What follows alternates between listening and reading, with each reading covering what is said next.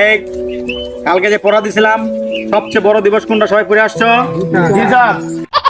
আচ্ছা তুই বল সবচেয়ে কোন দিবস বড়? স্যার 16 ডিসেম্বর সব থেকে বড়, কারণ বাঙালি জাতি খুঁজে পেয়েছিল পানের ঠিকানা।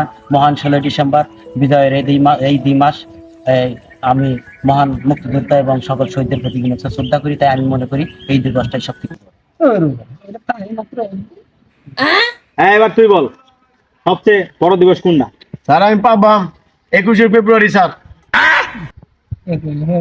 একদিন তাই এটা বলে বড় দিবস। না এও পারে না। আচ্ছা এবার তুই বল। স্যার 26শে মাস, এই মাস স্বাধীনতা দিবসের মাস, এই জন্য 26শে মাস। 26 মাস হলে একদিন তাই এটা কি বড় দিবস হইলো এটা? ঠিক হয়েছে। 26 মাস কয়দিন তাই?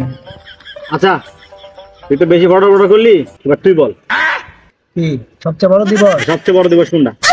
সবচেয়ে বড় দিবস মানে ডে, ডে অর্থই তো দিন। হ্যাঁ সবচেয়ে বড় দিবস হইলো, সবচেয়ে বড় ডে হইলো মেরিল ডে।